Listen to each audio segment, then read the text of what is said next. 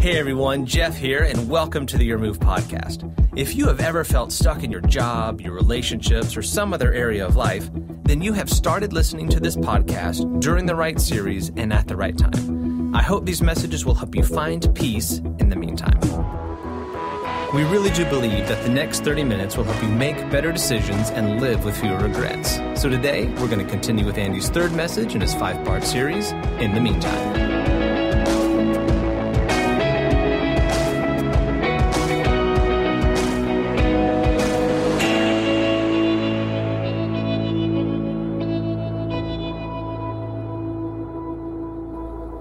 Now, here's basically what the series is about. It's called In the Meantime, and we're answering the question, what do you do when there's nothing you can do? What do you do when there's nothing you can do? What do you do when you find yourself in a circumstance or set of circumstances or a season of life and there's really no way forward and there's no way out? It's a relationship and it's just not going anywhere, and you're married and you don't think you should abandon the relationship. You certainly don't want to abandon your family, but it is not going in the direction you want it to go in. Counseling doesn't seem to help, and you just feel stuck.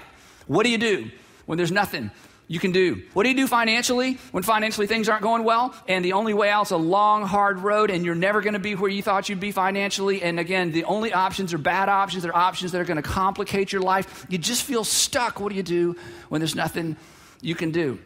Maybe you got a bad report from your doctor, and that whatever it is, it's not going to kill you, but it is going to change your lifestyle. And there's no way to make it better. It's just going to slow you down. It is a forever status that you find yourself in. What do you do when there's nothing you can do? Maybe academically, that's where it's hit you, because you were always going to go to medical school and you are never going to medical school. You are always going to go to law school. You are never going to go to law school unless you leave the country, right? And then you can't practice here. In other words, your future is not what you thought it was going to be. You're disappointed in you. Your parents are disappointed in you. Your friends, they're trying to be nice, but they're talking about you behind your back. Your dream isn't going to come true. And there's really no way, there's no way to fix it. This is just life for you. What do you do when there's nothing you can do, and there's no way forward, and there's no way out? And of course, there's always the temptation to run.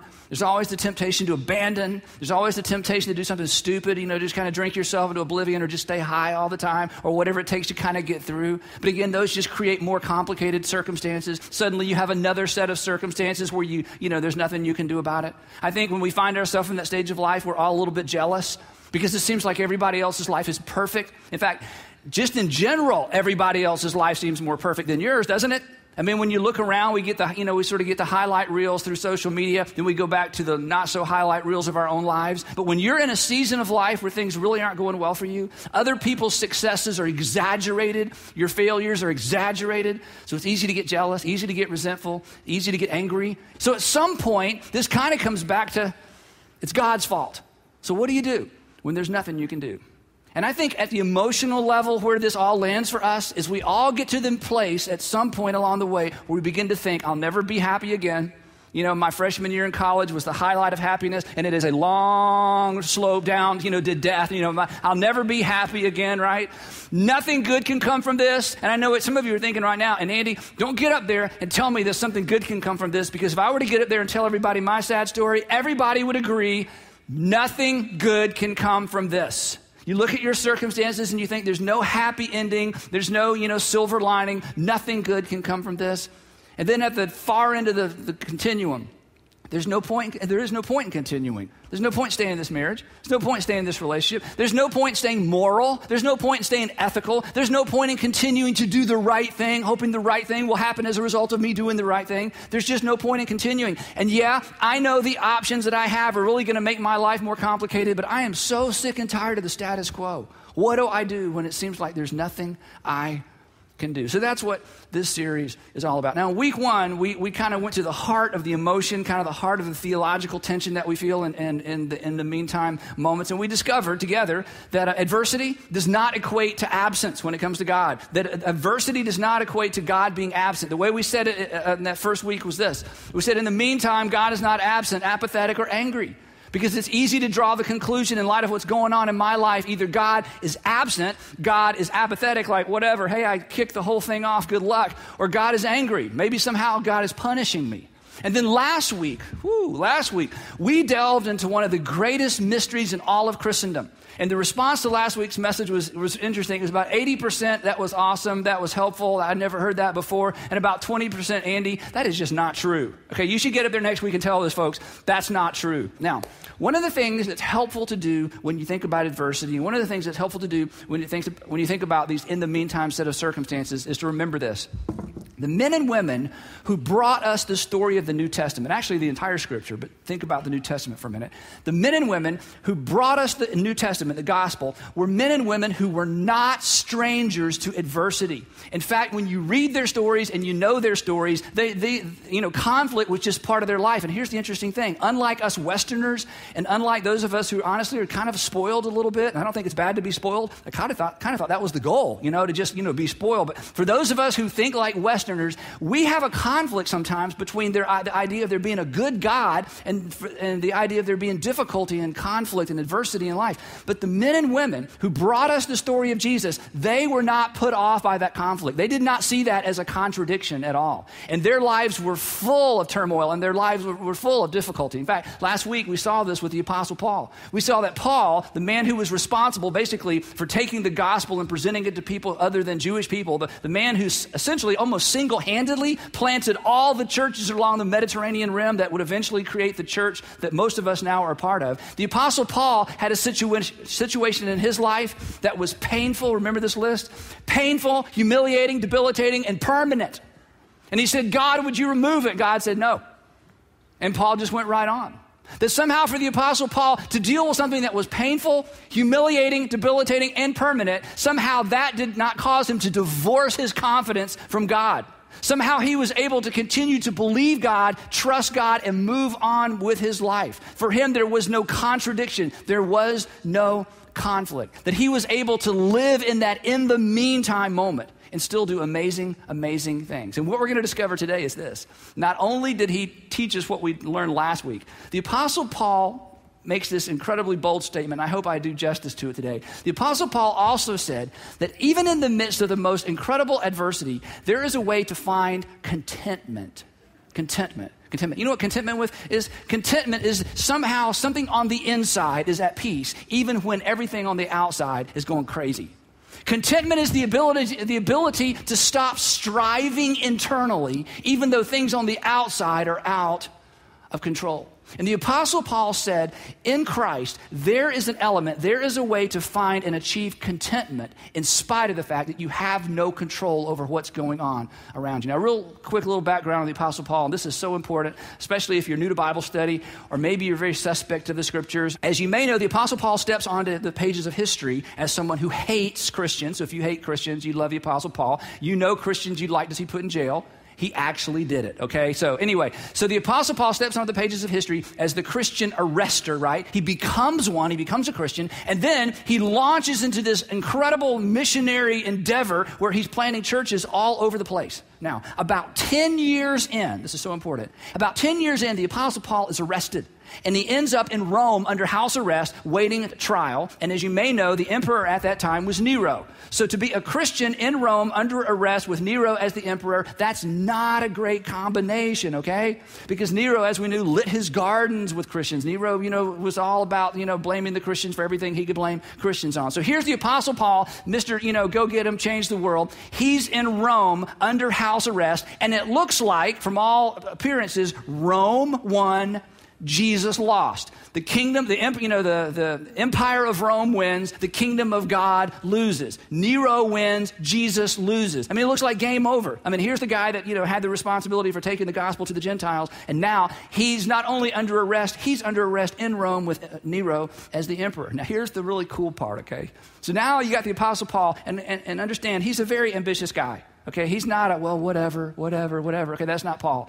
Here's this very ambitious guy with this giant vision to change the world. He's under arrest. He's in Rome, and he has nothing to do because he can't go anywhere. He can't do anything. So he decides, I'm not going to waste time. I'm going to write some letters.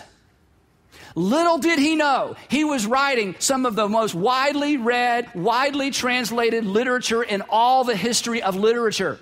In his mind, you know what? There's nothing I can do. I'm stuck here. What am I going to do in the meantime? Well, I'll make the best of it. I'll write a few letters to some Christians in some of these cities where I visited and planted churches. And so he wrote what we know is the letter to Ephesus, or the book of Ephesians. He wrote Colossians. He wrote Ephesians, Philippians, Colossians, and Philemon. In fact, these are known as the prison epistles. Now, this is what I want you to get in your head, because this is going to be practical for all of us in just a minute. In his mind, he's just, well, whatever. There's nothing else I can do. In reality, he is changing the Western world. He's changing the way people view God. He's changing the way Gentiles approach God. He is writing literature that would ultimately be part of undermining the Roman Empire. In fact, what he wrote would be so well read and so published, it would become part of vernacular in multiple languages. In fact, I think I could argue that after the time of Jesus, when Jesus went to heaven, the Apostle Paul had more to do with shaping culture and shaping Western culture than anyone that lived right up until the printing press. And when the printing press finally got underway in about 1450, Gutenberg's press, what's the first book he printed? The Bible. So the first book that was printed, mass produced, if you can think of mass production in 1450, was essentially contained the writings of the Apostle Paul, some of which was written in prison when he was in and in the meantime moment. Now that's incredible. Nobody here seems to think that's incredible but me. So let me try to kind of jack up the incredible nature of this, okay? Ladies, all right, ladies. Did you know while Paul's in prison, he writes the book of Ephesians? In the book of Ephesians, it says, husbands, love your wives like Christ loved the church and be willing to give your lives for your wives. Aren't you glad Paul went to prison so he could write that? I mean, that's pretty amazing. That's just the beginning. So much of this mind-changing theological literature was written during times of extraordinary adversity. Now, here's the point. This is a big deal. Listen, Paul had no idea. Paul had no idea. The Apostle Paul had no idea what hung in the balance of his decision to remain faithful when remaining faithful was difficult. The Apostle Paul had no idea what hung in the balance of his decision to continue to follow Jesus when the circumstances mitigated against it. The Apostle Paul had no idea what God was up to through him. He's just sitting there writing, and in some cases apparently had really bad eyesight. He's dictating, and he says, and somebody's dictating, and he just thinks, well, hopefully these letters will get through. What are the odds? I mean, come on. What are the odds that letters written in Rome while under house arrest, what are the odds they even survived the first century, much less became part of the most widely read literature in all of the history of literature? What are the odds of that? I mean, things that emperors wrote, things that emperors dictated have been long lost and long gone. And they put them in vaults and multiple copies and made sure they were protected, for the sake of history. The Apostle Paul is a prisoner. One copy, deliver this, and we're still reading it today. He had no idea what hung in the balance of his decision to remain faithful. Do you know what hung in the balance? The church hung in the balance. And the reason he accomplished what he did, and we're going to move on, don't miss this, is so important. The reason he was able to accomplish what he did was because of his adversity and because of his response to his adversity. Now, here's why that's a big deal. I want everybody to pay attention. If you kind of zoned out for a second, this is such a big deal, okay? You have no idea. You have no idea what or who hangs in the balance of your decision to remain faithful when everything around you says be faithless. You have no idea what God might be up to through your faithfulness when everything around you says there's no point in being ethical, there's no point in being moral, there's no point in being faithful, there's no point in staying, there's no point in telling the truth, there's no point in doing it the way it ought to be done, there's no point in being obedient, there's no point in being submissive, there's no point in saying yes to God because there's no win. You're just stuck and you're just, living, for some kind of fantasy out there. You have no idea what hangs in the balance. And the problem is, and the tragedy is, and the challenge is, you'll never know unless you're willing to remain faithful in the midst of adversity. And what you have lived long enough to already learn is simply this, that oftentimes it's within the context of adversity that God does his most amazing things in us and through us and in the world. So this is a big deal. So when you find yourself, as some of you are right now, when we find ourselves in and in the meantime set of circumstances, God is not absent. And God's not apathetic, and God's not angry. As we're going to discover, especially in a few weeks from now, God's oftentimes at work. And the worst thing we could possibly do is to hit the abandon ship button and hit the eject button and somehow try to get ourselves out of circumstances that are only going to complicate our circumstances. Instead of saying, God, I wouldn't choose this for me. God, I wouldn't choose this for an enemy. But here I am. Here I am.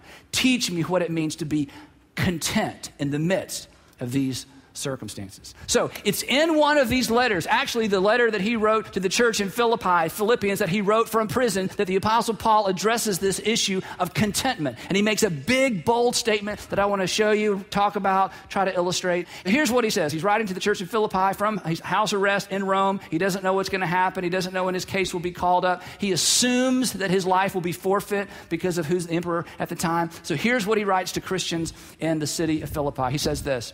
He says, I rejoiced greatly in the Lord that at last, and I'll explain what this means in just a minute, that at last you renewed your concern for me. Indeed, you were concerned, but you had no opportunity to show it. So here's what happened. It's kind of cool. The Apostle Paul's under arrest. News travels slow. So finally, the Christians in Philippi, they get news that, their guy, the guy that started the church, Paul, is under arrest and he's in Rome. So they send him a care package. Well, it takes a long time for the care package to get there. So there's the Apostle Paul rotting away or, kind of just waiting to see what's going to happen. And he gets this care package from his friends in Philippi. And he's like, wow, they didn't forget about me. So he writes in this letter, I'm so glad that you renewed your concern for me. So he's opening the care package and, there's like some books and a thumb drive, with some cool stuff and video games. Now, we don't know what's in the care package, but he's just maybe a cloak, a coat, it's cold. So he's just very, very grateful. He says, so I'm so glad that you renewed your concern for me. And then he uses this as a launching point to talk about this big, complicated word, contentment. Here's what he says. He says, I'm not saying this because I'm in need. In other words, I'm glad you sent me the care package. I'm glad you remembered me. I'm glad you didn't forget about me. But don't get me wrong. I'm not glad because I was afraid. I'm not glad because I'm, going crazy on the inside. I'm not glad because I'm overwhelmed with anxiety. I'm not saying this because I'm in need. And here it is, I have learned. In other words, it took a while. I've learned to process. I have learned. This didn't come to me intuitively. I have learned. This isn't natural. I have learned to be content whatever the circumstances. The idea of content means basically to be internally self-sufficient. I've learned to deal with it. I've learned to not let it drag me down. I've learned to live in such a state that even though things around me are unsure, I'm not stressing out. I'm not striving. I'm not yearning. And I'm not running. I've learned to be content. Now, this is an amazing statement. In whatever circumstances I'm in. Now, I don't know about you, but when I read that, I think, and maybe it's just me, I want to learn that. If there is a way to learn how to be content in any kind of circumstances, not happy, not, hey, I'm glad it's happening, not bring on more, I'll have another, please, not, I just want to be miserable, to be miserable. In other words, whatever the circumstances we have no control over, if there is a way, this is amazing. If there is a way on the inside to be okay, when things on the outside are not okay, I want to learn that. Where do I sign up for that? I'll be there whatever time that class starts. I will be there on the front row. If there is a way to learn to be content in whatever circumstances I'm in, and Paul says, I just want you to know, whether you ever learn it or not, it exists. Whether you ever get there or not, whether you pay attention to anything else I write, I just want you to know, there is a category of contentment that works in all circumstances. Now, is it just me? Doesn't it make you want to lean in a little bit? Like, tell me what that is? I mean, that's amazing. What that means is this, that in the meantime, when you find yourself in that set of circumstances where there's no way forward, no way out, and there's nothing you can do about it, it just is what it is, there is a way to be content. Now, this is important. Not apathetic. Paul was not apathetic. Not, oh, well, whatever. Paul was not, oh, well, whatever. Okay, this is the guy that was going to single-handedly win the whole world to Jesus. Very ambitious guy. When he wasn't a Christian, he was going to kill them all. When he became a Christian, he was going to win them all. Okay, he's a man of extremes. But he said, in spite of my personality and in spite of my circumstances, I have learned the secret. I've learned how to be content. That's a powerful statement. He goes on. He says, I know what it is to be in need, and I know what it is to have plenty. Now, this is a big statement, too. I'm not going to spend a lot of time on it. Here's what he's saying. He said, I've had more than I needed, and I didn't get addicted to having more than I needed so that when I was in need, I was unhappy. I've learned to navigate having a lot, and I've learned to navigate not having enough.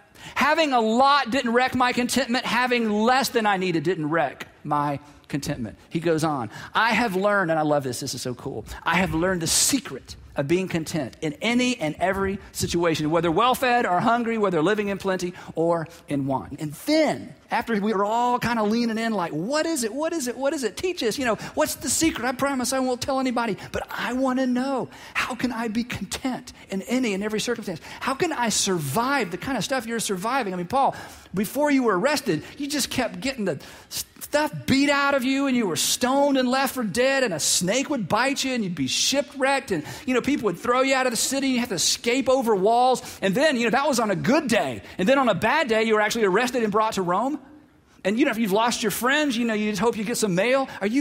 How in the world can you be content with all of that? And in the next verse, he tells us, and the next verse is one of the most famous verses in the entire New Testament.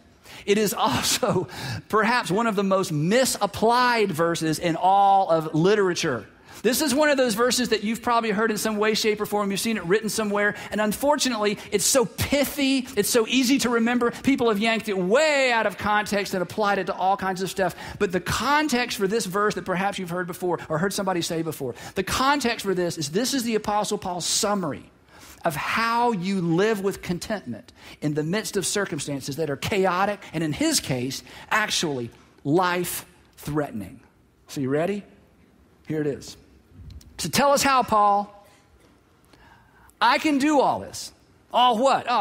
Persecuted and run out of town, and stoned and left for dead. None of my friends will talk to me. Nobody's about to marry me. Are you kidding? Who wants to be my wife? I just live a very lonely life, and I'm here and there, and I don't know what's going to happen. I don't know if I'm going to make it out of here. But I can do all of this. I can do all this and maintain my commitment. I'm not striving. I'm not tempted to disobey. I'm not tempted to compromise. I'm not tempted to say, Nero is Lord. Can I go home now? I can do all of this through him. Maybe if you grew up in church with the King James Bible, it said through Christ. I can do all of this. I can survive all of this. I can maintain my commitment, my contentment through Christ who gives me strength. Literally, if I could add a word, Paul, you can talk about it when I get to heaven, okay? I want to just add one word for clarification. Who gives me his strength.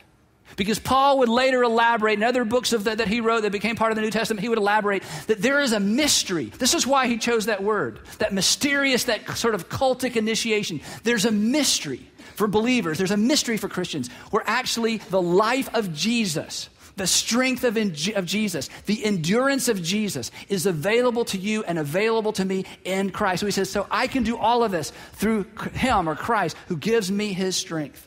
Now, just to be clear and to be a bit critical, let me tell you what he was not talking about. He was not talking about this.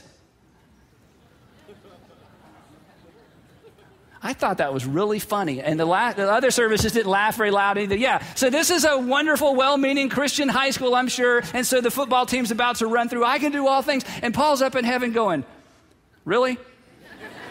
Like I'm rotting away in prison and you're going to use it like to introduce your team at the football. That's not what I was talking about. I'm not talking about winning something. I'm talking about surviving something. I'm not talking about a trophy. I'm talking about, rewards in heaven. I'm not talking about doing a deal and showing how strong I am and nobody's going to stop me with music playing. This isn't Rocky, okay? I am in jail. I'm fighting for my life. And this is cute, and God bless him, I think it's awesome. I just want you to know, because you rip this verse out of context, and listen, this isn't a big deal, and you miss the secret of contentment.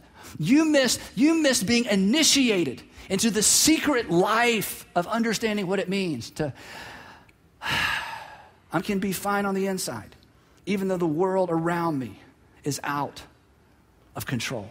I can do all things through him who strengthens me. I can do all things through him who strengthens me with his strength. I can survive all things. I can thrive under all circumstances. I can maintain my internal composure, not because I'm strong, but because he gives me his strength. So let me summarize it for you, break it down a little bit. Then I'm going to give you a homework assignment. I know you love that. Here's essentially what he's saying. I can't. He can through me. I can't. He can. He can through me. I can't. I'm not able. I mean, I'm cool and I'm strong and I'm educated and I got it going on and, I got a 401k and I got a nice car and, I got some friends. But when it comes to this bad boy that I'm facing, I can't. It's beyond me. I can't. I'm not going to pretend I can. I'm not going to lie and say I can. I'm not going to kind of drum up some kind of internal energy and, have some cool sayings and some posters. I'm just going to admit right up front, I can't handle this. But Jesus can. And the reason I know Jesus can is because he dragged his own cross to that hill and died for my sin.